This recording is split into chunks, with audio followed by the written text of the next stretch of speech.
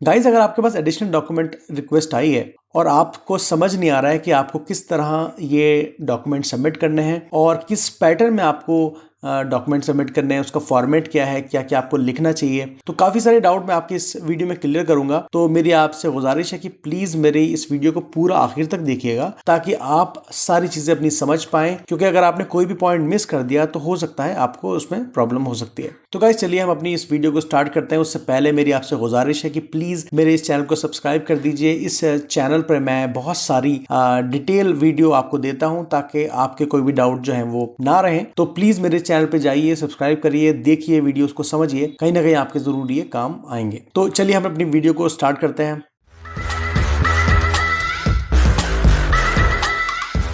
तो गाइस, ज़्यादातर लोगों के पास ये वाला लेटर आ रहा है, इसमें काफ़ी सारी चीज़ें वो आपसे डिमांड कर रहे हैं। तो ये लेटर अगर आपके पास आया है और आपको समझ नहीं आ रहा है कि आपको क्या क्या डॉक्यूमेंट सबमिट करने चाहिए और किस पैटर्न में, किस फॉर्मेट में आपको करने हैं, तो मैं इस वीडियो में आपको सारी चीज़ें बताऊंगा ताकि आप आसानी से अपना एडिशनल डॉक्यूमेंट सबमिट जो है वो कर सकें। तो सबसे पहले आप यहाँ पर देख सकते हैं कि ये कह रहे हैं कि भाई, तो आपको कोई भी डॉक्यूमेंट ऐसा सबमिट नहीं करना जो कि इंग्लिश और फ्रेंच में ना हो, तो वहाँ पर आपको प्रॉब्लम हो सकती है। तो सबसे पहले हम बात करते हैं कि अगर आपका स्पाउस कनाडा में पढ़ाई कर रहा है तो आपको रीसेंट प्रूफ ऑफ इनरोलमेंट आपको देना होगा। आपको हर सेमेस्टर का इनरोलमेंट लेटर मिलता है। अगर आपके पास अगर आपके स्पाउस का पहला या दूसरा सेमेस्टर हो चुका है तो पहले सेमेस्टर का इनरोलमेंट आपने पहले दे दिया होगा, लेकिन सेकंड या थर्ड सेमेस्टर आप वो अगर आ गए हैं उस सेमेस्टर में तो सेकंड थर्ड सेमेस्टर का आपको इनरोलमेंट लेटर देना होगा। सेकंड नंबर पे है recent proof of attendance in a qualifying program. अगर यार अटेंडेंस अब इनको चाहिए होती है, ठीक है, तो अटेंडेंस ज़्यादातर कॉलेज अटेंडेंस का रिकॉर्ड नहीं रखते हैं, तो वो सारी डिटेल मैं आपको वीडियो में आगे समझाऊंगा कि आपको क्या करना है। तीसरी चीज़ आती है आपकी evidence of their continued legal immigration. ये आपका स्टडी परमिट आप यहाँ पर लगा सकते हैं और इसके अलावा भी कुछ ऐसे डॉक्यूमेंट हैं जो आप लगा सकते हैं, वो मैं आपको वीडियो में आगे सारी चीज़ें डिटेल में बताने वाला हूँ। इसके बाद अगर आपका स्पाउस जो है वो कनाडा में उनकी पढ़ाई पूरी हो चुकी है और वो अभी वर्क परमिट पे आए नहीं है, मतलब अभी उनकी पढ़ाई पूरी हुई है जस्ट और वो अप्लाइड स्टेटस पे हैं, तो आप यहाँ पर वो प्रूफ सारे लगा सकते हैं, जैसे कि proof of completion of their studies, उनकी जो भी ट्रांसक्रिप्ट है, जो भी डिग्री है, वो आप यहाँ पर लगा सकते हैं। Evidence of their continued legal immigration status in Canada including a work permit. तो अगर वर्क परमिट आ गया है तो वर्क परमिट आप लगाएंगे, और अगर नहीं है, अगर वर्क परमिट नहीं है तो आप जो है एम्प्लॉयड स्टेटस का जो डॉक्यूमेंट है वो भी आप यहाँ पर लगा सकते हैं। उसके बाद employment letter which should include job title, salary, number of hours. तो ये बहुत इंपॉर्टेंट है कि आपको एम्प्लॉयमेंट लेटर जो मिला है, जो भी आपको जॉब ऑफर लेटर मिला है, वो आप लगाएं। उसमें जो भी नॉक बी या नॉक ए का जो भी उनके पास लेटर है तो वो आप यहाँ पर ज़रूर लगाएं और उसमें सारी रेस्पॉन्सिबिलिटीज, सैलरी, वेजेस, सब चीज़ें साफ दिख रही हों ताकि आराम से जो वीज़ा ऑफिसर है वो समझ सके। एटलीस्ट 3 मोस्ट रिसेंट पे स्टेटमेंट, और ये आपके पास 3 जो है पे स्टब होनी चाहिए, रिसेंट स्टेटमेंट होनी चाहिए, 3 मोस्ट रिसेंट बैंक स्टेटमेंट भी आपको वहाँ पर देनी होगी। अब यहाँ पर सीन ये है कि जो जहाँ पे वो जॉब कर रहे हैं, आपके स्पाउस जहाँ जॉब कर रहे हैं, तो उनको जो सैलरी मिली है तो वो यहाँ पर बैंक में आएगी, तो वो दिखना चाहिए कि भाई यहाँ पे उन्होंने सैलरी दी है और वो इस बैंक स्टेटमेंट में आपको शो होनी चाहिए। तो ये आपको लगानी होगी, ये ज़रूरी है, इसको आप बिल्कुल भी हल्के में मत लीजिएगा, ये बहुत इंपॉर्टेंट है। अगर आपका जो स्पाउस है वो वहाँ पर उनकी पढ़ाई पूरी हो चुकी है और वो अभी वहाँ पर एम्प्लॉयड स्टेटस में है, और अगर आपका स्पाउस जो है वो काम कर रहा है कनाडा में, वर्किंग है, तो उनका वर्क परमिट आपको लगाना होगा। और उसके अलावा इनका जो भी आपके पास डॉक्यूमेंट एक्स्ट्रा हो सकते हैं जो कि मैं आपको आगे वीडियो में बताऊंगा, तो वो आपको ज़रूर लगाने होंगे। एम्प्लॉयमेंट लेटर यहाँ पर भी सेम ही है, वो वैसा ही एम्प्लॉयमेंट लेटर चाहिए होगा जहाँ पर जॉब डिस्क्रिप्शन भी लिखा हो, सैलरी, वेज, सारी चीज़ें वहाँ पर लिखी होनी चाहिए, नंबर ऑफ आवर्स वगैरह सारी चीज़ें वहाँ पर मेंशन होनी चाहिए। उसमें लगना चाहिए कि ये फुल टाइम जो है वो जॉब कर रहे हैं, और ये सेम ही है, ऊपर वाला जो मैंने आपको यहाँ समझाया है वो सेम यहाँ पर अप्लाई होता है। तो 3 जो है मोस्ट रिसेंट जो है पे स्टब्स और बैंक स्टेटमेंट आपको यहाँ पर देनी होगी। ये जो तीनों पॉइंट हैं, पहला वाला, दूसरा एंड तीसरा, यहाँ पर तो किसी एक में ही आप फॉल करेंगे, ठीक है, लेकिन ये जो दोनों पॉइंट्स हैं यहाँ, ये तो आपको दोनों को ही जमा करना होगा। अगर आप किसी भी कैटेगरी में तीनों में से आ रहे हैं, लेकिन ये तो आपको जमा करने होंगे दोनों के दोनों। तो प्रूफ ऑफ रिलेशनशिप आपको देना होगा, मैरिज फोटोज आपको देने होंगे, सारी सेरेमनीज जो आपकी हुई हैं, आपने जब भी एप्लीकेशन लगाई होगी वीजे की तब भी आपने ये सारी चीजें दी होंगी, लेकिन आपको फिर से दोबारा से ये देना होगा, और आपके जो भी फोटोज हैं वो आपको सारे यहाँ पर दिखाने होंगे। मैरिज के जो भी आपकी शादी हुई है, जो भी आपके फंक्शंस हुए हैं, तो एक एक दो फोटो आपको वहाँ पर सब चीज़ें लगानी पड़ेंगी। और पोस्ट मैरिज फोटोग्राफ्स भी आपको देने होंगे, जैसे आपकी शादी हो गई, शादी होने के बाद आप हनीमून पे गए हैं या फिर आप कहीं घूमने के लिए गए हैं, तो वो भी आपको यहाँ पर सब चीज़ें दिखानी होंगी। प्रूफ ऑफ ऑनगोइंग कम्युनिकेशन आपको दिखाना होगा। प्रूफ ऑफ ऑनगोइंग कम्युनिकेशन में आप क्या डॉक्यूमेंट दिखा सकते हैं वो मैं वीडियो में आपको आगे बताऊंगा सारी चीज़ें डिटेल में। और any other information you feel, अगर आपको ऐसा कुछ लगता है कि आपके पास कुछ और भी इन्फॉर्मेशन है जो ये साबित कर रही है कि आपकी जो शादी है, आपकी जो रिलेशनशिप है वो जेन्युइन है, तो उसके लिए अगर आपके पास कुछ और भी डॉक्यूमेंट है वो भी आप डॉक्यूमेंट भी दिखा सकते हैं, या कोई अगर आप बात उनसे बताना चाहते हैं तो वो भी आप उनको बता सकते हैं। इसके बाद एविडेंस ऑफ फंड्स जो है आपको आप दिखाने होंगे कि आपने जब एप्लीकेशन सबमिट की थी तो तब आपने सारे बैंक स्टेटमेंट सारी चीज़ें दी होंगी। अब क्योंकि काफ़ी टाइम हो गया है, बहुत से लोगों को 8 महीना, 7 महीना, 6 महीना, 1 साल तक हो गया लोगों को, इवन कुछ लोगों को तो 1.5 साल तक हो गया है जिनकी एप्लीकेशन जो है वो लगी हुई है लेकिन वीज़ा उनको नहीं मिला है बिकॉज ऑफ बैकलॉग्स। तो काफ़ी ज़्यादा बैकलॉग कनाडा में है, इस वक्त 27 लाख एप्लीकेशन जो है वो बैकलॉग में है। तो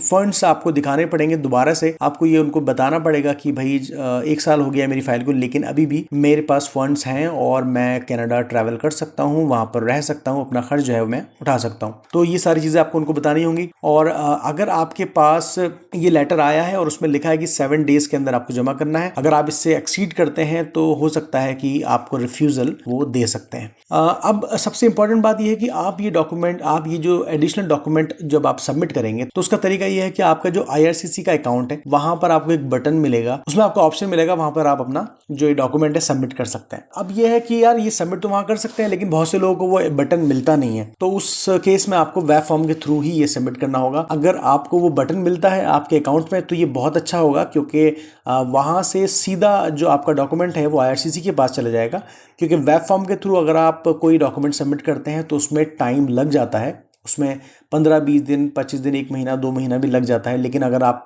के अकाउंट में बटन आ रहा है तो वो आप ज़रूर देख लीजिएगा।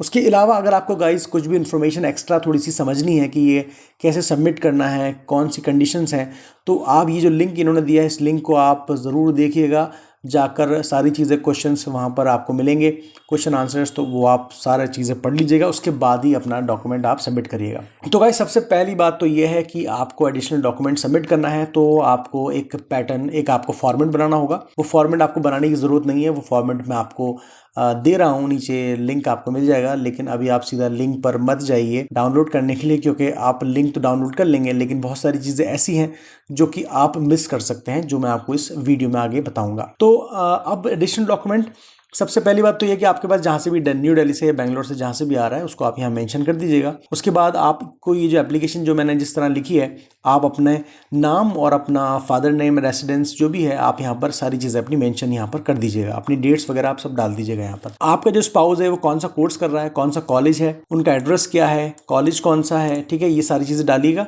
और उनकी स्टूडेंट आईडी क्या है और उनका कनाडा का एड्रेस क्या है, ये सारी बातें आप यहाँ पर मेंशन कर दीजिएगा। तो अब यहाँ पर आपको वो डॉक्यूमेंट लिखना है जो आपके मतलब का है। सपोज अगर आपका स्पाउस कनाडा में पढ़ाई कर रहा है तो आप ये लिख दीजिएगा, और अगर आपका स्पाउस कनाडा में पढ़ाई नहीं कर रहा है, वो वर्क स्टेटस पे है, तो आप ये वाला मेंशन कर सकते हैं। तो ये आप अपने कंडीशन के हिसाब से इसको चेंज कर लीजिएगा।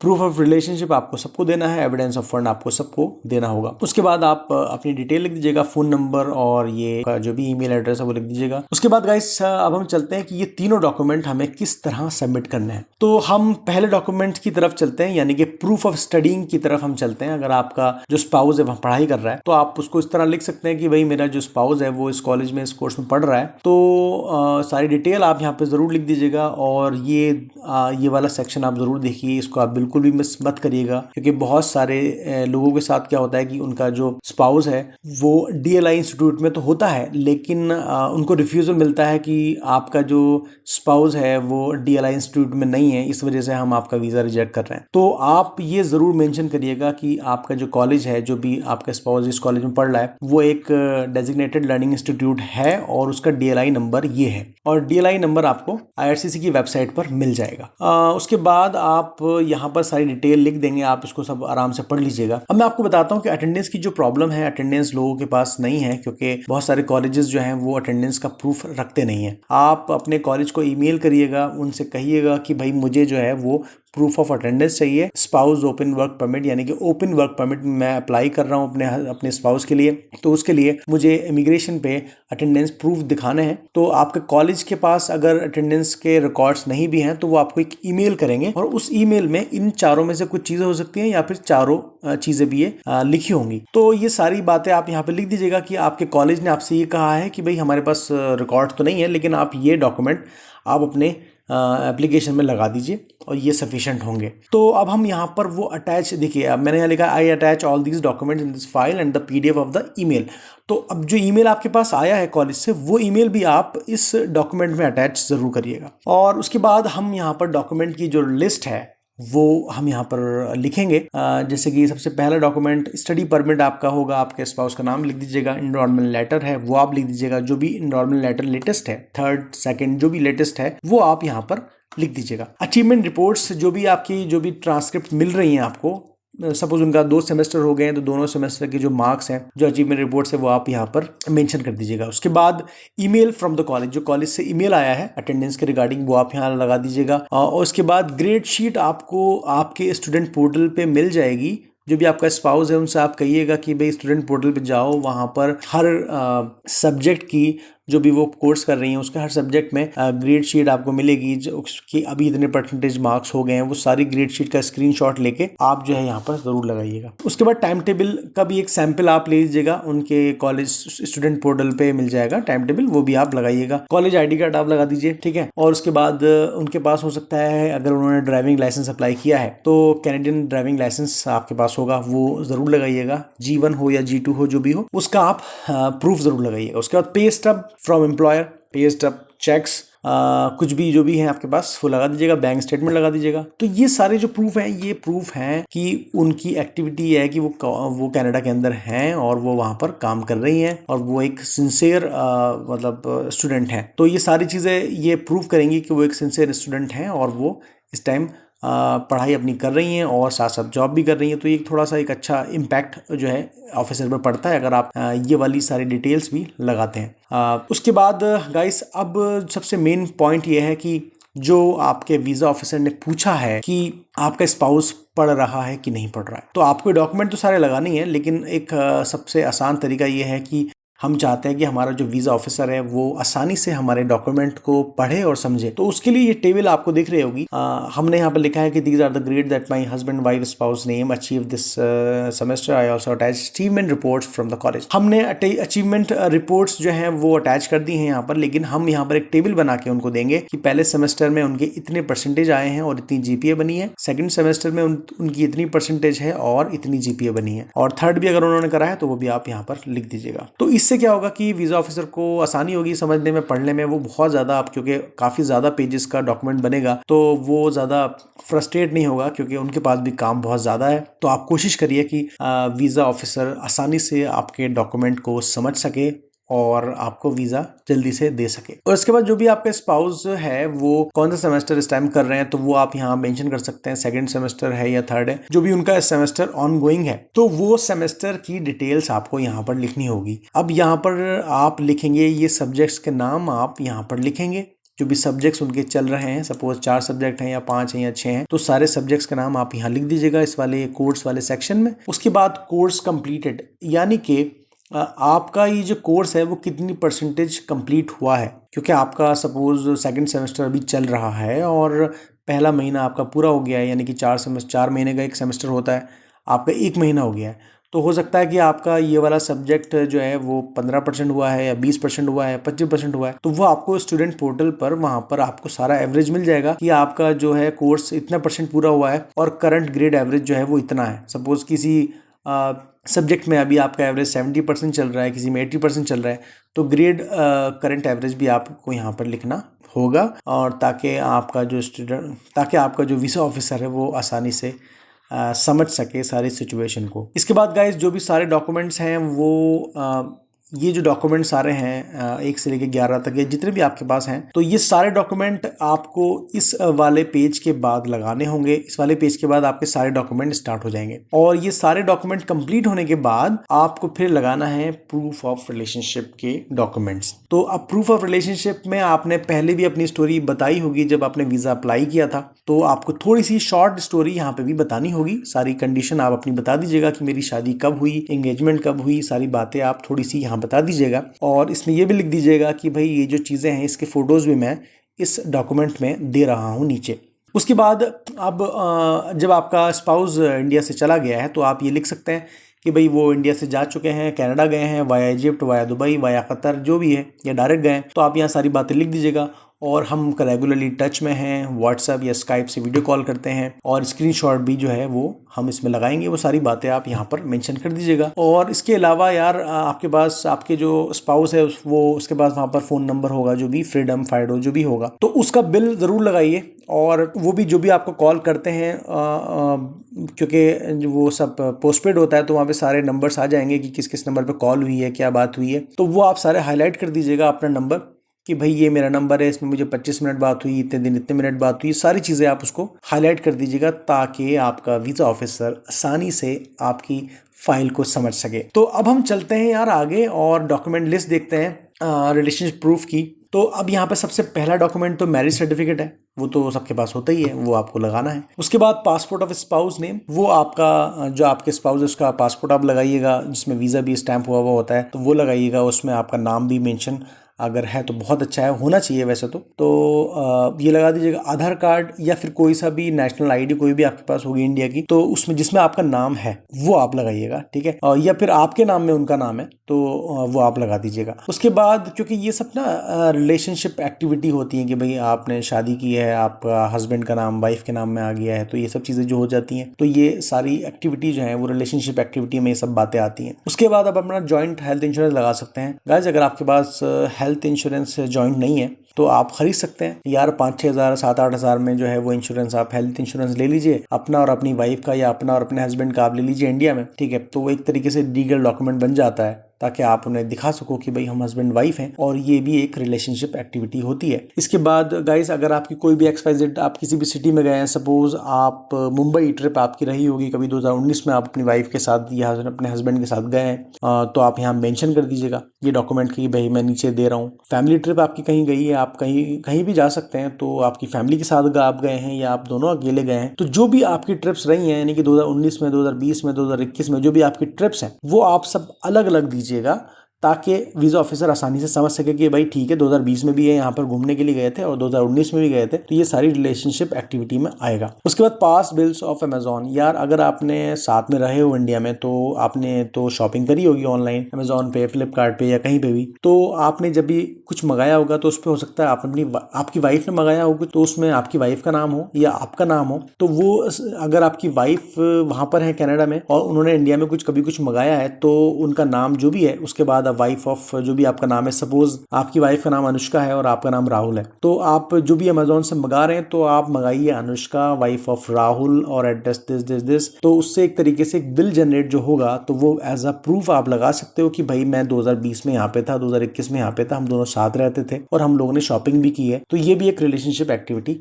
आपकी जो है हो जाएगी। और इसके बाद होम टेलीफोन बिल, यार अगर आपके पास इंडिया में टेलीफोन नंबर है घर का, लैंडलाइन है या फिर ब्रॉडबैंड कनेक्शन है, या कोई भी इस तरह का बिल है जहां पर आपके स्पाउस का नाम है और आपका भी एड्रेस सेम है और उनका भी एड्रेस सेम है, तो वो भी आप एज अ रिलेशनशिप एक्टिविटी लगा सकते हैं। और उसके बाद हम 9th हमारा है पास्ट फोटोज। अब ये है इंगेजमेंट के, मैरिज के, रिसेप्शन के, या फिर जो भी आपकी ट्रिप्स रही हैं उसके फोटोज आपको सब कलेक्ट करने हैं और 2-2 3-3 फोटोज़ आपको यहाँ पर लगाने हैं। और उसमें जो भी फ़ोटोज़ आप लगाएंगे वहाँ पर हर फोटो के नीचे आप लिख दीजिएगा कि ये एंगेजमेंट डे है और उसकी तारीख लिख दीजिएगा। मैरिज जो भी मैरिज डे है तो उसमें आप लिख दीजिएगा कि ये भाई मेरा जो है मैरिज सेरेमनी हुई थी, तो ये मेरा ये वाली डेट थी, रिसेप्शन में आप रिसेप्शन लिख दीजिएगा, वो डेट लिख दीजिएगा। तो ये सारी चीजें आपको हर फोटो पे छोटे छोटे फॉन्ट में मेंशन कर देंगे, तो उसके लिए आसानी होगी वीजा ऑफिसर के लिए। अब बात करते हैं ऑनगोइंग कम्युनिकेशन प्रूफ का, जो कि सबसे इंपॉर्टेंट है इस केस में, क्योंकि ये सारे डॉक्यूमेंट तो आपने पहले भी दिए होंगे, लेकिन ये जो डॉक्यूमेंट है ऑनगोइंग कम्युनिकेशन प्रूफ, ये आपने नहीं दिया होगा, ये आपको अब देना है। सबसे पहला तो आपका टेलीफोन बिल है, यानी कि आपका जो स्पाउस कनाडा में है, उसके बाद जो भी कंपनी का सिम है, रॉजर्स, फाइडो, फ्रीडम, वहाँ से उनका बिल आ रहा होगा। उस बिल में आपको वो जब भी कॉल करते होंगे तो वो आ रहा होगा, तो भाई वो ज़रूर हाईलाइट करके आप लगाइएगा। जितने भी बिल हैं, 3, 4, 5, 6 महीने के जितने भी बिल हैं सब लगा दीजिएगा, ठीक है। वो ज़्यादा जो है वो जगह नहीं लेते। उसके बाद ऑनगोइंग कम्युनिकेशन में आता है screenshot of video calls, Skype, WhatsApp, जो भी आपकी बातें, जो भी आपकी वीडियो कॉल्स हुई हैं स्काइप पे, व्हाट्सएप पे, वो स्क्रीनशॉट आपने तो ले रखे होंगे, ठीक है। तो आपके साथ भी होंगे, आपकी फैमिली के साथ भी होंगे, जिसमें आप भी दिख रहे हों। तो ऐसे प्रूफ्स आप जो है लगाइएगा। और अगर उसमें ड्यूरेशन वगैरह दिख रही है तो ये तो बड़ा अच्छा हो जाएगा, क्योंकि ड्यूरेशन से थोड़ा सा अच्छा रहता है, इम्पैक्ट अच्छा पड़ता है, तो वो भी आप लगा दीजिएगा अगर आपको पास हो तो। और उसके बाद है ऑनगोइंग कम्युनिकेशन प्रूफ में screenshot, chats, WhatsApp call logs. भाई चैट्स आपकी जो भी हो रही हैं तो वो लगाइएगा। आप कोशिश ये करना आपकी जो भी आप चैट्स लगाओ वो इंग्लिश वाली हो, हिंदी वाली ना हो, क्योंकि वीजा ऑफिसर को हिंदी नहीं आती होगी। और कुछ ऐसे भी चैट्स होती हैं जहां पर आपने उनको कोई गिफ्ट भेजा है या कोई ऐसी चीज बताई है, सपोज कोई आपने गिफ्ट भेजा है या किसी भी इस तरह के कोई भी इवेंट है वो आपने उनको भेजा है, तो वो जरूर लगाइएगा आप, ठीक है। उसमें लिख दीजिएगा, मेंशन कर दीजिएगा कि भाई ये मैंने गिफ्ट उनको भेजा है या मैंने इनको ये फोटो भेजा है, सपोज कुछ भी है, तो वो आप वहां मेंशन कर देना, चैट में लिख देना। और व्हाट्सएप कॉल लॉग भी आप लगाइएगा। भाई आपकी सुबह से शाम बात होती होगी ना आपकी वाइफ से, आपके हस्बैंड से, तो वो कॉल लॉग का भी स्क्रीनशॉट ले लीजिएगा, वो भी लगा दीजिएगा। तो गाइस ये तो हो गए आपकी ये तो आपकी डॉक्यूमेंट लिस्ट हो गई रिलेशनशिप प्रूफ की, ठीक है। ये सारे डॉक्यूमेंट आप बहुत ही केयरफुल्ली तैयार करिएगा। और इसके बाद, इस पेज के बाद आप ये सारे डॉक्यूमेंट आपको लगाने हैं, ठीक है ना। वो डॉक्यूमेंट जब आपके हो जाएंगे पूरे, तो उसके बाद नीचे आएगा आपका प्रूफ ऑफ फंड्स। तो गाइस अब बढ़ते हैं प्रूफ ऑफ फंड्स की तरफ। तो इसमें आप क्या लगा सकते हैं, इसमें आप नेटवर्थ रिपोर्ट लगा सकते हैं। नेटवर्थ रिपोर्ट गाइस, इसको आप सीए रिपोर्ट भी कहते हैं बहुत से लोग, तो ये आपको सीए बना के देगा, ठीक है। अब इसमें क्या क्या चीज़ें आएंगी, इसमें आपकी इमूवेबल प्रॉपर्टी आएगी, कोई भी आपका एसेट है, कोई कार है, कोई आपके पास बाइक है, ठीक है, तो उसकी सारी वैल्यू आ जाएगी। आपके अकाउंट्स में कितने पैसे हैं, सपोज आपके पास 3 अकाउंट है, किसी में आपके पास 2 लाख हैं, किसी में आपके पास 1 लाख हैं, वो सारे आपके कलेक्ट करके एक सीए रिपोर्ट बन जाएगी।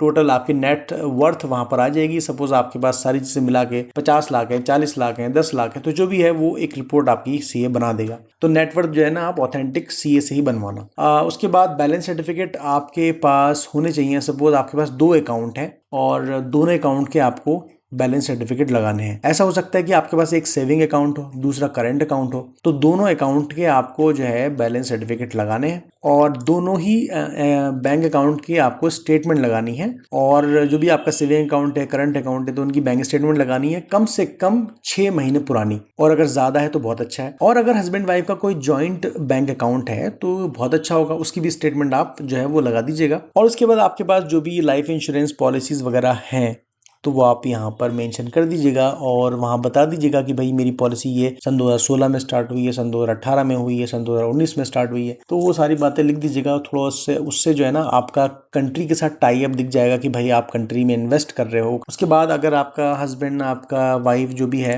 वो नॉमिनी है, तो वो आप यहाँ पर बता दीजिएगा उनको कि भाई ये जो दोनों मेरी पॉलिसीज हैं, दोनों 3 जितनी भी पॉलिसीज आपकी हैं, उसमें मेरे स्पाउस का जो है नाम नॉमिनी में है। आपने अपने स्पाउस को फीस भेजी होगी, ठीक है। इंडिया में आप हैं और आपका स्पाउस वहां पढ़ने के लिए गया है, तो उसकी फीस तो आपने ही भेजी होगी। तो उस केस में तो आप अपने वीजा ऑफिसर को बता सकते हैं कि भाई मैंने अपने हस्बैंड या अपनी वाइफ को उनकी फीस जो है वो इंडिया से भेजी है और उसकी डेट्स ये हैं। सपोज आपने पहले सेमेस्टर की फीस भेजी तो उसकी डेट ये है और उसका अकाउंट नंबर ये है। दूसरा भेजा, तो ये सारी जो है ना आप अपनी स्टेटमेंट में जाइए, वहां पर तलाश करिए कि कब कब आपने भेजी है, वो सारी चीजें आप यहाँ मेंशन कर दीजिए। क्योंकि यार अगर आप 6 महीने 8 महीने की ट्रांजैक्शन लगाते हैं तो वीजा ऑफिसर के लिए बड़ा मुश्किल हो जाएगा उसमें से ढूंढना। तो आप यहाँ पर उसको एक टेबल बना के दे दीजिए कि भाई आप ज्यादा टेंशन मत लो। हमने बता दिया उनको कि भाई हमने जो है वो ये वाली स्टेटमेंट्स अटैच करी हैं, मतलब 6 महीने 8 महीने की जो भी स्टेटमेंट्स हैं हमने अटैच करी हैं, और उन ट्रांजैक्शन को हमने हाईलाइट भी कर दिया है। तो हाईलाइट आप कर दीजिएगा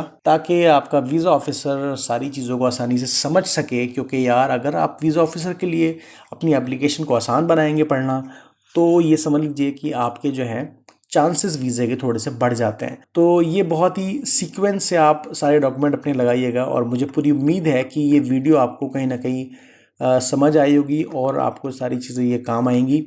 तो गाइज़ प्लीज़ मेरे इस चैनल को, बड़ा छोटा सा ये चैनल है, कोशिश मेरी जारी है कि मैं आपकी हेल्प कर सकूं। तो मेरे इस चैनल को सब्सक्राइब कर दीजिए, लाइक कर दीजिए, बेल आइकन दबा दीजिए और प्लीज़ मेरी इस वीडियो को शेयर करिए, क्योंकि बहुत सारे लोग एडिशनल डॉक्यूमेंट के लिए परेशान हैं और वो ये सोच रहे हैं कि यार इसको हम कैसे सबमिट करें। और हाँ, एक बात, सबसे इम्पॉर्टेंट बात ये है कि यार ये जो भी डॉक्यूमेंट है ना, 4 MB में ही आपको ये करना है और लगभग इसके आपके 100 पेज के आसपास इसके बनेंगे। तो 100 पेज आपको 4 MB के अंदर करना है। तो ये आप अडोबी रीडर से कर सकते हो या फिर ऑनलाइन PDF रिड्यूस भी आप कर सकते हो। फिर से गुजारिश है, मेरे चैनल को सब्सक्राइब कर दीजिए, लाइक कर दीजिए, बेल आइकन दबा दीजिए। गाइस मिलते हैं नेक्स्ट वीडियो में किसी ना किसी बेहतरीन इन्फॉर्मेशन के साथ। तब तक के लिए बाय बाय।